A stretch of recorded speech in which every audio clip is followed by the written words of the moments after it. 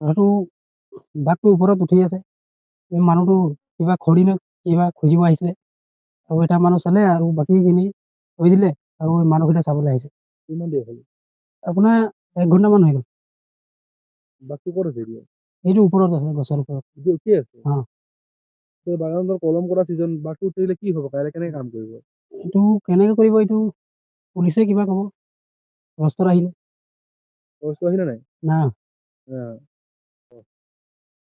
আমাৰ এই গিৰনুট চাহ বাগিচা বাগানত নিউ হাৰাবাৰী লাইনত বাঘ এজনী ওলাইছে। তাতে আমাৰ কোনোবাই এজন দেখিলে, হালা হ'ল। হালা হওঁতে মানুহ গোট খালে। মানুহ গোট খোৱাৰ পাছত ছাৰহঁতেও গম পালে। ছাৰহঁতে আহিলে, আমাৰ পুলিচ প্ৰশাসন আহি মানুহবিলাক আঁতৰালে। আঁতৰোৱাৰ পাছত পুলিচ আমাৰ মিডিয়া আহিলে। মিডিয়া আহি আৰু সেই সাক্ষাৎ লৈছে। এই বাঘটো ক'ত উঠি আছে?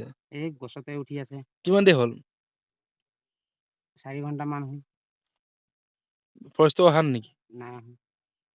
মোহনবাৰী পুলিচ আহিছে? মোহনবাৰী পুলিচ আহিছে। ঠিক আছে। কি হৈছে ঘটনাটো? घटना से मैंने हम के यहाँ गाछ में 11 नंबर गिरनुट चाह बागिचा 11 नंबर हाराबारी 11 नंबर लाइन হেৰি বগানটো হুৱাইকে মানে গাছ में উপরে চেয়ে যায়। এখন যদি ওর মায়েটা আয় যদি দিকদার করি যদি আমি के आदमी सब যদি अंधारा फजरे आए ना लैट्रिन वेट्रिन करे गले বা এনে ঘুরে গেলে কলম উলম কাটে কিনা আয় না যদি ওকে দিকদার করি লই যায় এখন তো বাঘটা যদি ওর মায়েটা দিকদার করি না জানো তার বিষয় হয়ে গেলে এখন ছোয়া সবও খড়ি উড়ি এনে আয় না আরো খোঁজে গেলে যদি দিকদার করি যদি ছোয়া সবে বাঘটা তো এখন গাছে উঠল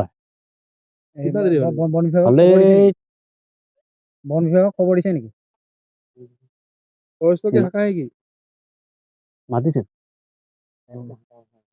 এতিয়ালৈকে পোৱাহি নাই? এতিয়ালৈকে তো পোৱা নাই